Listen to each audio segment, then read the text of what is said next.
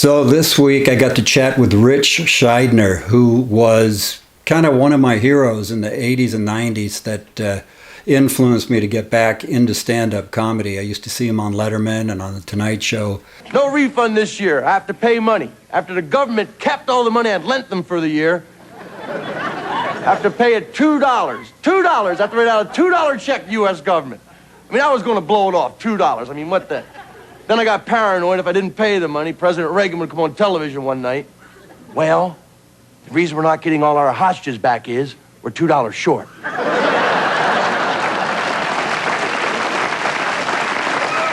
Always dug his stuff and never had the opportunity to work with him or to meet him until today. We did a Zoom thing, and he's got tons of credits. Beverly Hills Cop 2, he was a regular on Married with Children, he was in the movie Roxanne, and a bunch of writing credits. Been doing stand-up for over 40 years. Everything changes when you get older. Your definition of fun changes. When you're young, fun is like bungee jumping, skydiving. You know what'd be fun for me? A nap. Nap where I dream about skydiving. That'd be a lot of fun right there. I just don't have the energy I used to have. A friend of mine says, well, that's because you don't have the level of testosterone you used to have. You know, as a man, you get older, your levels of testosterone drop. You need testosterone supplements. I go, yeah, that's just when I eat testosterone. I have the anger of a 19-year-old, the reflex of a 60-year-old. There's a recipe for an ass kicking right there. And I was really happy to get to talk to him today. So if you like this kind of stuff, please help the channel by hitting subscribe and hitting like, and leave a comment about anything that you would like to have us talk about, have a professional comedian talk about. Okay.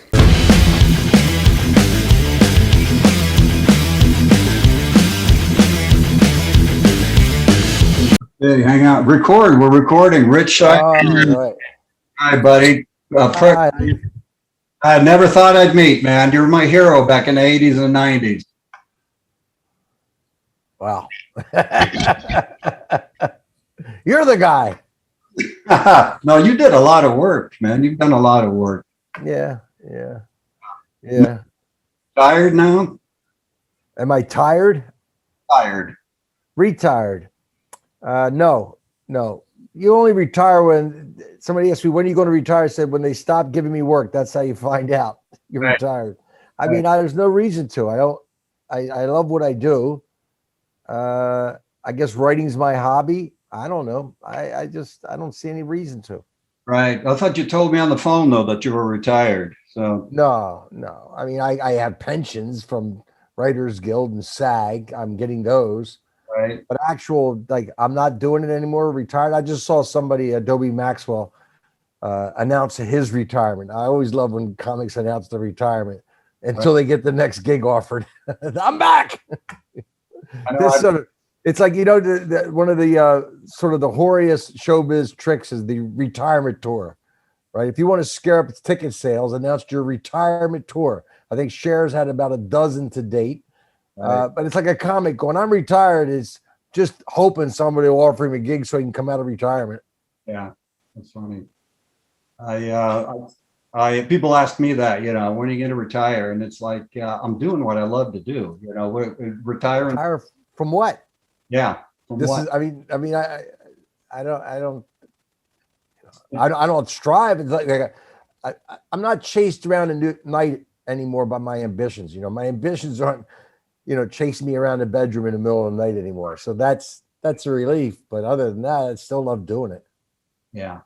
Yeah, same here. I mean, I know guys that worked their whole careers, retired so they could do stand-up comedy. Yeah, exactly.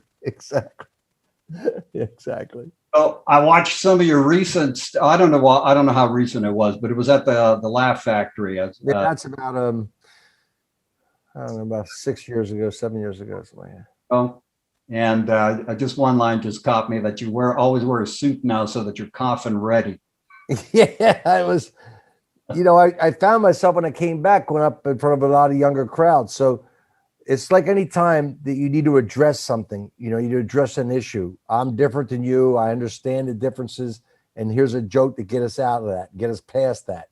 Right. You need to be aware of how the audience views you. And if there's bit of a difference there, address it. So that's where that came from. Yeah. Yeah. You got to acknowledge it. Otherwise it's just sitting there. You act like you're clueless. The last thing you want to be is clueless up there. Exactly. So we started at the same time.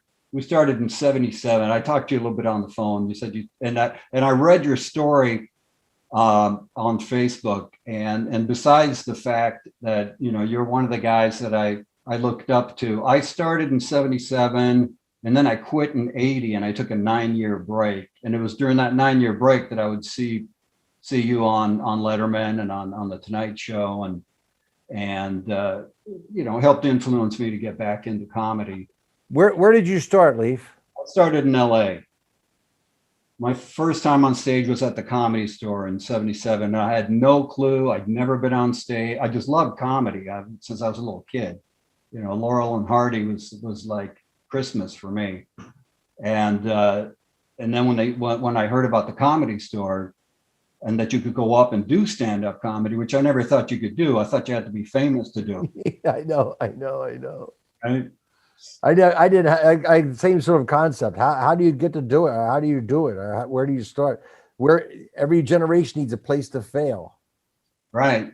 Well, and you fail a lot. And that's the thing about stand-up is you got to fail to succeed. You got to stand up in front of a crowd and fail. You can't do it at the office. No, yeah, and you can't do it at home in front of a mirror unless you're a facial contortionist. I don't know, but an impressionist, maybe. I don't know. Yeah, maybe an impressionist.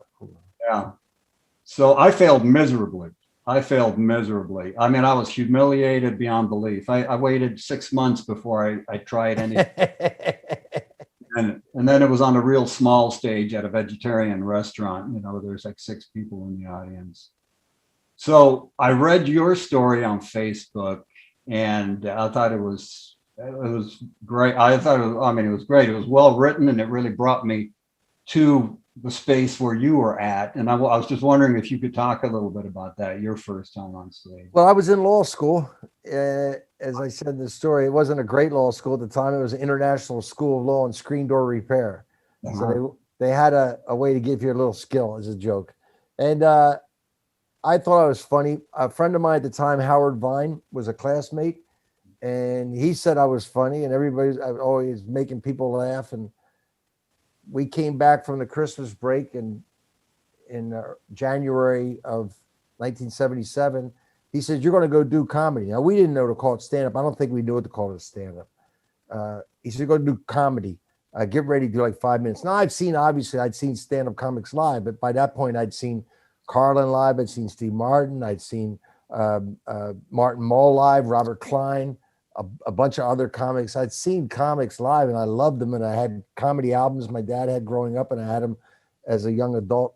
But I just put together 5 minutes and went down to this place. It was a coffee house in the basement of a church called Iguana Coffee House, kind of famous around Washington, D.C. at the time. And it was just a talent night. There was any kind of performance you want to do, anything you wanted to do. And there were people in the audience playing chess and reading the paper. And it was just a really kind of bunch of hippies there in the basement of this church trying to outlast disco. They were just beyond, like a little time capsule. And I went up, I followed a poet. I still can remember it because I had a tape of it. I lost the tape. I don't know where I lost it, but I remember listening to it a few times. And the last line of the poet was, on my little cassette tape, was, "Like the mango, we are ripe for the revolution." That was his line. He was way behind on the revolution. This was 1977. The revolution was over, settled, but he was way ahead on mango. Nobody was talking mango in 77. He was a fruit visionary. It's what he was. But he finished, and then they brought me up, and my intro was, this was like my first intro. The guy goes, "All right, this next guy is going to try something funny." It was more of a warning than an introduction in showbiz. It was just, watch your purses, watch your wallets. He's going to try something funny. So I go up and I start talking, and I got my first tackle almost immediately. I had 5 minutes just memorized. That's a wooden performance you could do, just spewing back a recitation of what I'd written. And 2 guys down front were playing chess, and one of them just turned to the stage and went, "Shh," like that. Just shush me. It's my first heckle. And I did 5 minutes and I got one reaction. One guy at one point went, huh! That's it. Just like started to laugh. Nobody followed him and he stopped. He was like, huh! Oh, yeah, you're right. That wasn't funny. I don't know what I was thinking. But I was so excited at the end of this night that I got that kind of a reaction from a stranger, because that is the transition every stand-up has to make. To going from being funny in the moment around friends and family to being funny on cue in front of strangers.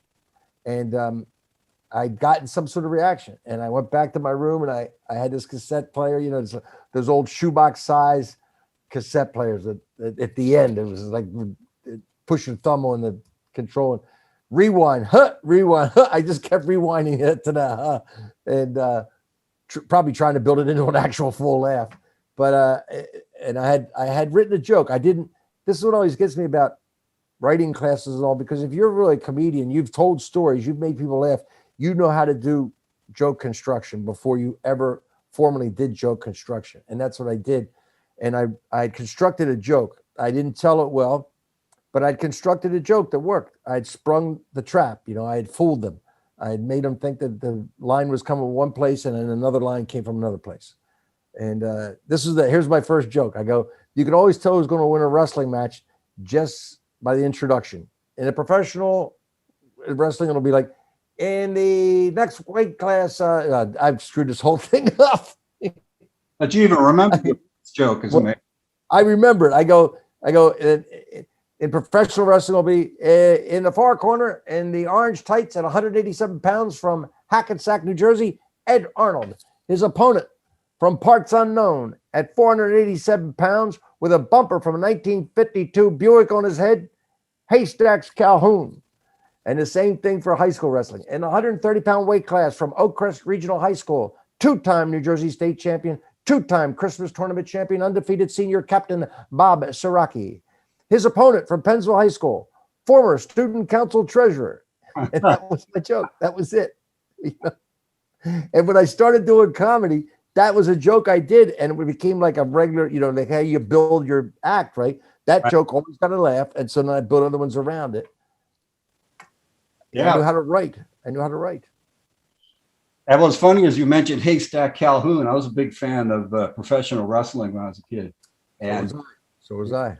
I always thought, well, I guess a lot of it is regional, but I was in LA and you're from the East Coast, right? East Coast. So he was, you know, so all these regional champions, and it just depended on the demographics of the audience. When the Italians were mostly in the audience in the Philadelphia area where I was from, Bruno Sammartino was the champion.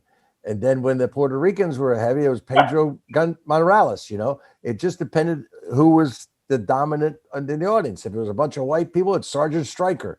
It's, you know, then the bad guys were always the Sheik and the German guy or whatever, you know. It makes me wonder then if since it is also regional, if it was the same Haystack Calhoun in LA that you saw in No, I think so. I think it became national at some point. I think it did obviously became national. Then Bobo Brazil. What? Bobo Brazil. Oh, Bobo Brazil with a coconut butt. Yeah. And then George the Animal Steel, I love because he went into the mad foaming, bite off the turnbuckle, then come back later and bang the guy's head after he'd ripped the padding out, like bit it out, just ate it, spit it out, and then there was just metal there, and he banged the guy's head into the metal, and it was funny to me. It was really comedy to me. It was like a theatrical comedy. Yeah, I laughed. The managers were my favorite guys. The managers were so colorful. They'd always be talking, and the guy wrestling. Then they get a cane and hook the opponent in the ankle from outside the mat. You know, they just had all these goofy little things they did, and they talked fast and stupid. And I thought they were funny. Yeah, had that character. Yeah, I'm trying to think of his opponent now. He was from Ireland. He was supposed to have a 2-inch thick skull, and he went up against both. They were the headbutters. And my friend's dad brought my friend and myself to the Olympic auditorium to see this grudge match between these two people, and all they did was headbutt each other the whole time. You remember Chief Jay Strongbow? Did you have him? Oh, He was a character. I remember talking to Charlie Hill, who's a Native American comedian, Charlie Hill, and he always got a kick out of it too because Jay Strongbow, he'd be losing, like the guy would be slamming him in the head with forearms, and Jay be out on his feet, staggering. He's going to go down, and then the audience would start going hey, hey, hey, like that, and then Jay would start. It would like rejuvenate him, like Popeye with spinach, and then he'd get all, and but the audience they were screaming as, hey, and then he'd be like, all of a sudden, completely rejuvenated and to beat the other guy up. But it was just so hokey. All of it was so hokey. Yeah. So hey, so then you did that one gig, and then that your friend forced you to basically. He forced me the first time, and then he sort of acted as my agent. He would find me places to do it, and I found myself places to do it. I went to any kind of coffee house at the local. There were a lot of colleges in the DC area: Georgetown, George Washington, American University, Catholic University. I went to everywhere. They had coffee houses where the students would perform. I jumped on stage there. I went around to all these singer-songwriter nights, where people in pubs were, playing their songs they wrote, and I'd jump up in the middle of that, talk my way into that. Right. And started going around, and you're just doing R&R, right? Repetition and reputation. I'm showing up at places, people are starting to know me, and I'm starting to get some laughs. I knew I had something going on. Like sometimes I wouldn't show up at one particular hootenanny or whatever it was that, singer-songwriter night, and I'd come back a week or two later, and they'd be like, "Wait, where were you? We missed you." And I'm starting to get somewhere, Hey, do you have your camera in your lap? Yeah, I know. It's bouncing every time you laugh or move. It bounces. I'll try not to laugh or move. Oh no! Is that your phone? No, you're not. Yeah, no, I got to do it here like this right now because I can't get to the desk. Right, I just can't get to it. It's all right. Dark corner, and I can't. This is the only lighting I have right now. Yeah, we'll just pretend this is live. There's no way. There I go, laughing again. Hold on a minute. Yeah. Let me see if I can do this. Let me see something here. I can just turn around in this seat and do it this way.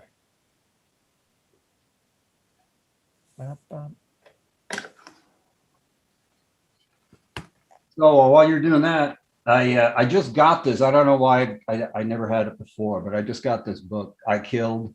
Hold on a minute. Anyway, well, I'll do the commercial right here. It's I'll wait for him. It's Ritch Shydner and Mark Schiff put together this book called I Killed, and it's all about road stories from a million different comics, a lot of them famous that became famous. And so I was just telling the two people that are watching this that I started reading your book last night, and oh, you can't hear me. I was just telling the two people that that I started reading this book last night. I got halfway through, and I'm ADD, so that's pretty good. That's good, right? Yeah. You got to get this book. Who's that? That's me. Oh. And this is called Kicking Through the Ashes. I wrote this one in 2016. That one came out in 2005. Mark Schiff and I put that together. We were just, I think you can see on the cover, we're the co-compilers. We just got people's stories and. Right. Yeah. Just 100 different comics. A lot of them. Yeah. Yeah. Great road stories, starting with Larry Miller and Mr. Cooper. Yeah. That's an unbelievable story. It really is. Yeah, starting strong with that one. So, and that's kind of what this YouTube channel is about the road and about comics that are funny that maybe you've never heard of. And again, I'm not including you in that because I've heard of you. And to me, well, there's so many great ones that if you read my book, Kicking Through the Ashes, I talk about Ollie Joe Prater and John Fox. Sure. These were legendary road dogs from the 80s. Yep, I remember. Back then, because the clubs were so packed with people, they didn't need draws so much. Right. Guys like them sold liquor, and they could make serious 6 figures a year running around the road all the time without any TV credits because they performed for a long time on stage, sold a lot of liquor. Right. This is before the Mothers Against Drunk Driving changed the drunk driving ethos in America. And it was like they sent crowds of people out in the street drunk all the time. Yeah. I mean, I heard tons of stories about John Fox and Ollie Joe Prater when I got back into it in '89. By then they'd had their legendary runs. Yeah. I heard some crazy stories. I don't know if I need to repeat them, but do you have any of those in your book or? I have one, and I have about everybody. So back in around 1980, 81, Pittsburgh Comedy Club opened up. It was called Tickles.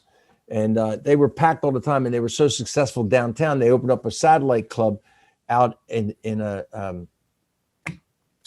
suburb, right? They had a little suburb satellite club in Monroeville, and it was a very successful club too. And so you'd work 1 week at one place, then go out in the suburb, work the other one. So second week, I'm working out Monroeville. I'm working at Pittsburgh Satellite Club. The downtown club had Ollie Joe Prater. Now the downtown club had 3 shows on a Saturday night, and we only had 2 shows. So I was going to come down and party with the guys downtown. There was nothing going on out in the suburb, right? I was going to go downtown and party and see Ollie Joe Prater, who I'd never seen perform. So I get there. By the time I'd get driven there, I get there. He's already on stage, and I can see he is wired, man, to the gills. I could see him. He's double clutching, the microphone. He's got both hands on it, and he's rocking back and forth, and he's drinking a lot. And I already knew he was one of those guys who, before he gets to his hotel room, when they pick him up at the airport, they had to have an 8-ball of Coke and some Quaaludes. That's just to start him off on the week. He's one of those guys at the end of the week, after he took all his draws, he had very little income left. They didn't have to pay him much. He was a party guy. And so he's on stage, and he's toasting the audience and drinking. That's why the clubs loved him so much. He would drink shots, and the audience would drink shots with him. So I see him staggering a little bit, and then I see him start to bleed out of the nose. Occupational hazard of a lot of cocaine use. He's bleeding out of his nose, and he's not noticing it. He just feels something wet on his lip. He had beard and everything, but he's feeling something wet. So he's just wiping it. He's wiping his nose with his sleeve, and it's a white sleeve. Now he's getting blood streaked on his sleeve. And the audience, now most of these people had never been to a comedy club or seen a comedy show before. They see the blood. They know instinctively the blood is not part of a comedy performance. They understand without ever knowing anything about comedy that you really shouldn't see blood in a comedy show. But here it is, and they're starting to react. They're like, oh, they're getting grossed out. The women are getting grossed out. They're noise. And Ollie Joe looks down at them, then looks at his sleeve and understands what's going on. And he goes, "What? You fuckers don't party? Come on, let's have one more shot." And so he takes another shot, and here's where the Quaaludes and the alcohol overcame the cocaine, because he leans back again and he never comes forward. He just goes all the way back. Boom.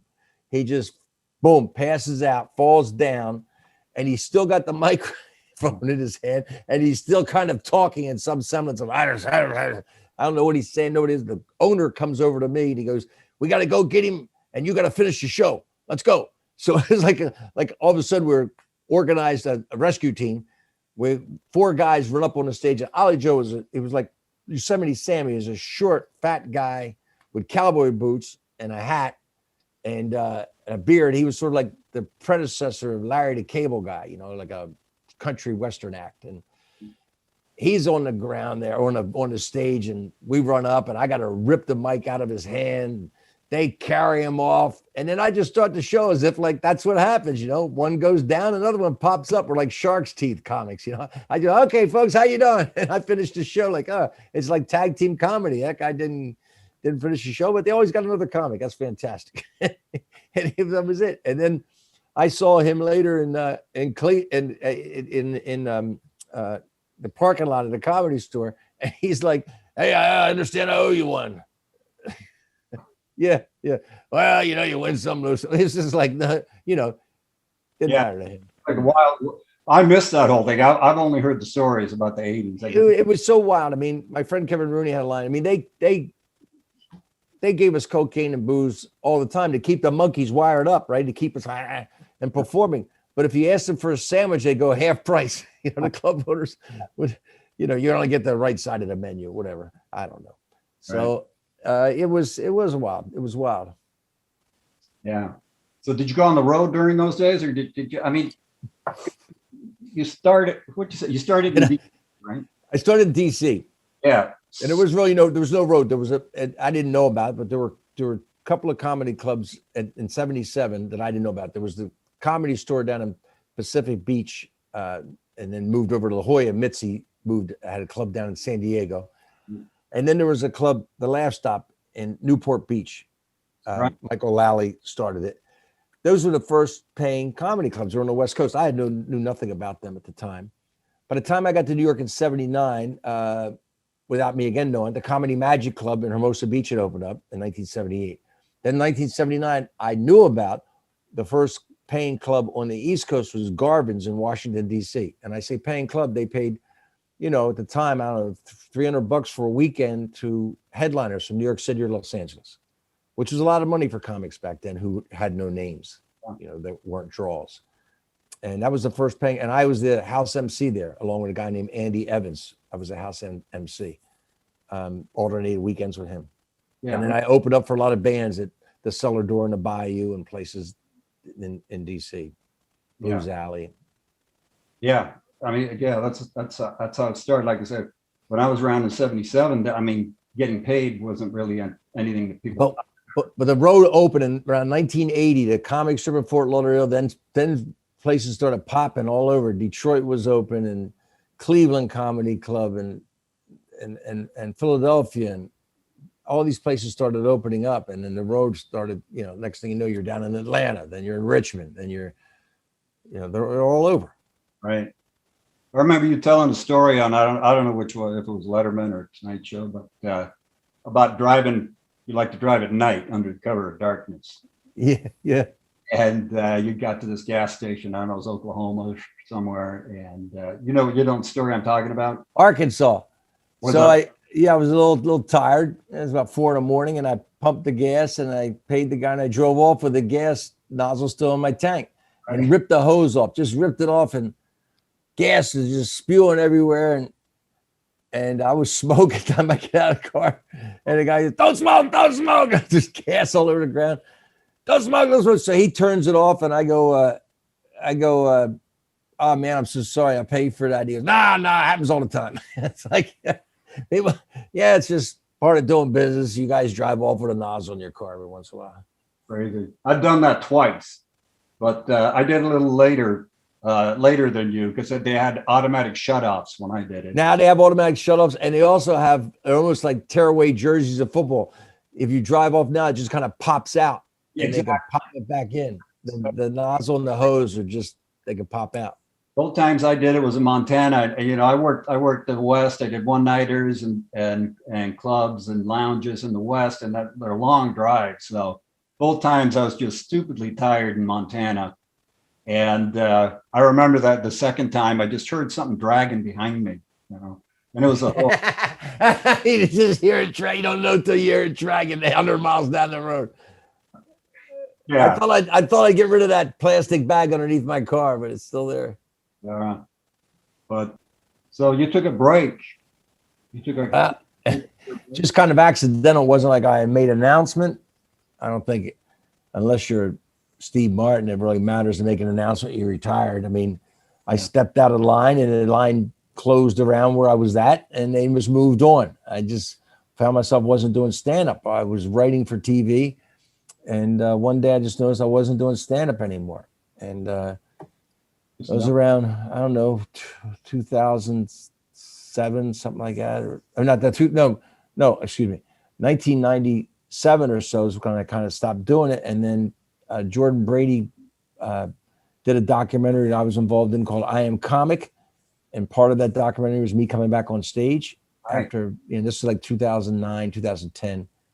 So it was 12, 13 years, something like that. I might have gone on stage and hosted something. I think I went up to the Aspen Comedy Festival and hosted, you know, some things, but I wasn't doing, I didn't really consider myself, I wasn't gigging, and I wasn't performing in any showcase clubs. I wasn't doing stand-up. Yeah. Well, you were making money elsewhere doing creative. Kind of. Yeah. It's, I mean, I appreciate not being on the road now. I don't have to be on the road as much now. And I really appreciate just, you know, not being on the road. But I'd still like taking gigs. I get excited when I book a gig. And then when it comes time to do it, it's like, oh shit, now I got yeah. Well, I got that in my pocket, you know. In 2023, I'll be here at this time making this much money. Then when it comes, you go, oh, I don't feel like going there. That's getting older. That's the whole thing about getting older. The travel becomes more problematic. Gilbert Godfrey. I worked with Gilbert Godfrey a little while back, and we're sitting in the green room, and we're quiet, just quiet. And he breaks the silence, and he says, "You know, Leif, sometimes I wish they'd just come in here and say the club's on fire, and we can go back to the hotel." That's just like That's funny. right? Yeah, that's, you get the point. And Gilbert's funny because he'll say it right out there, and he'll find a way to make it funny too.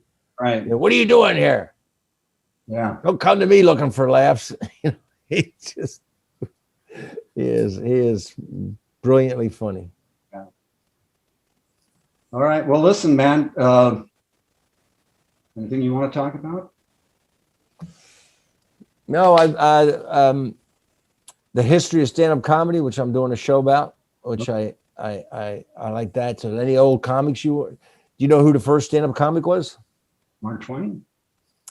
That's who I thought it was. And then I researched Mark Twain, and he wrote an essay about the funniest man he ever saw was Artemus Ward.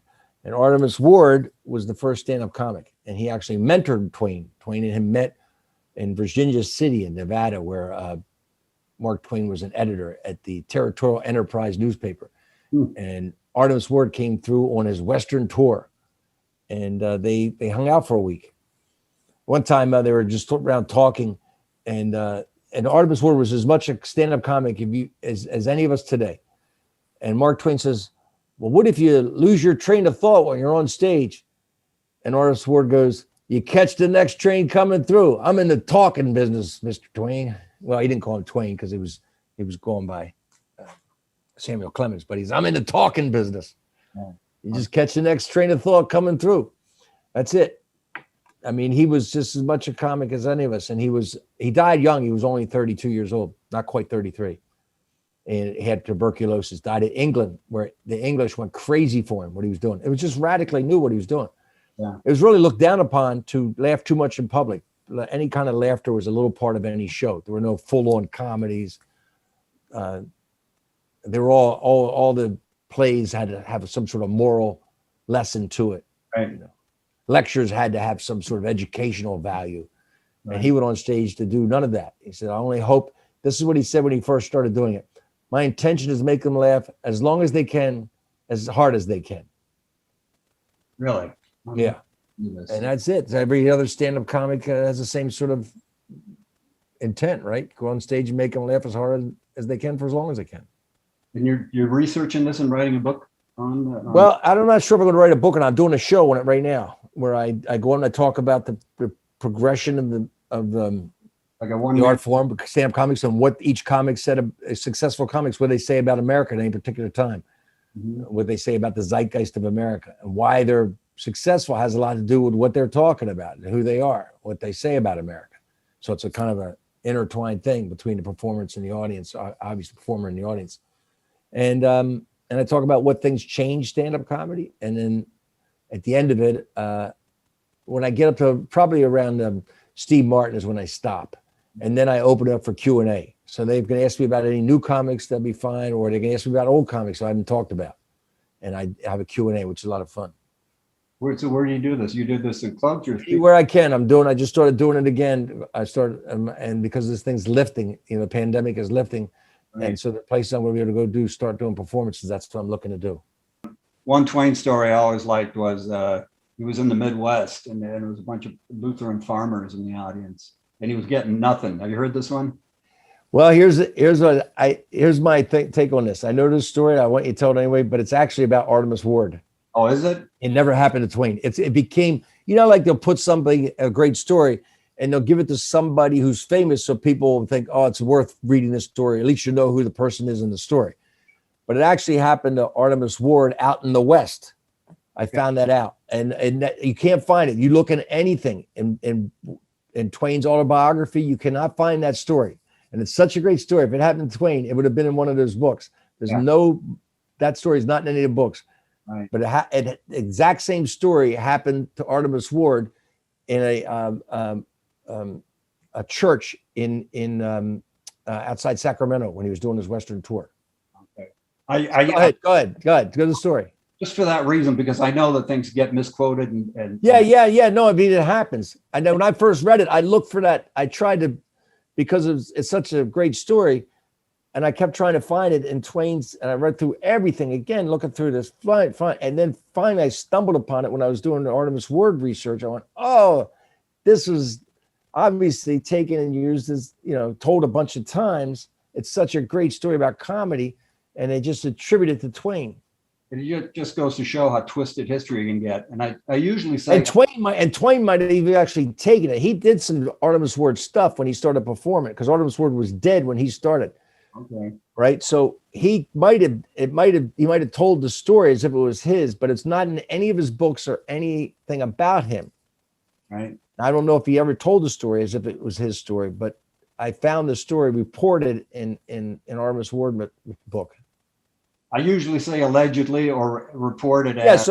So he's performing, and he's doing his best material, and he's not getting any laughs, no laughs from this audience of they were in a church, see, so that was the big key right there. And you weren't supposed to laugh in a church, right? He didn't know that. He just said they were doing his thing there. That's the building they had to do the show that day. So he finishes his show. He goes around the corner of the building to hear people talk about him as they come out, because he's curious what they have to say. And he heard these two farmers walking by, and one of them says, "Oh, that boy certainly was funny." And the other farmer says, "Sure was. All I could do not to laugh at him." Right. And that explained why he bombed. He said after that, I'll never do another church again, never perform in a church again. But it was hard when Artemis Ward was started. Like I said, it was very unusual for people to laugh a lot without any other purpose to it. And one time he went to do a show out in what we now know in Lake Tahoe area. He did a show out there, and the guy was a tavern owner, a saloon owner, and the whole crowd came in there. And Artemis Ward was just billed as a lecturer. So a normal lecturer, you think he's going to be serious or whatever he's doing, right? And his lecture is talking about 60 minutes in Africa, like a trip to Africa. But he never mentions Africa. That was his thing. He'd title him and then never talk about the subject at all. So he starts talking, and he's a deadpan comic. So he's a straight-faced guy. And he's talking, and the audience starts laughing, and they're laughing. And the saloon owner goes, "They're laughing at this boy. I'm in trouble here." He runs up to the front where Artemis Ward is, takes out a gun and shoots it into the ceiling and says, "Next person that laughs at this fella, I'm going to shoot." And Artemis Ward says, didn't get another laugh the rest of the show. But people didn't understand. People would walk out, they'd go, "He was certainly funny, but I didn't learn anything." A complete waste of time. Yeah. Because they expected to learn something. If someone's talking on the stage, you have to learn a moral lesson or some sort of educational lesson. He was a true pioneer. He had, and for the travel, we talk about the travel as comedians today, Yeah. Stagecoach. Yeah. Native Americans were fighting the settlers out there in the West before the troops got there after the Civil War. It was a free for all. It was wild, and the trains were horrible. The stagecoaches were horrible. I read that Twain was very bitter at the end of his career because he had Twain. Oh, because he had to make a living and he had to sit on these wooden benches. Carbuncles. He got these masses of boils. Yeah, these wooden benches. It was horrible. From the locomotive. And the steamships went down on his. You read about his thing of steamships. We think about a ship now, we think air conditioning, cruise ship. But these things were like, it was hot, damp, rats, all sorts of insects, and if it was in summer, you couldn't get any air in the cabins. It was a fall or early spring, you were freezing to death. Travel was a whole different thing. Yeah. Well, hey man, it's really nice to meet you. Hey, it was good to meet you, Leif, and thanks for asking me to do this. I appreciate it. I appreciate you doing it. And we got off on some topics that I wasn't expecting, like I know. It's fun. It's fun. I talk about, but that's cool, Right. Like I said, man, you're one of the real stand-ups out there. So look forward to seeing more of your stuff. Thanks, Leif. I'll talk to you again soon. Okay, man. Take care. All right, man. Bye, buddy.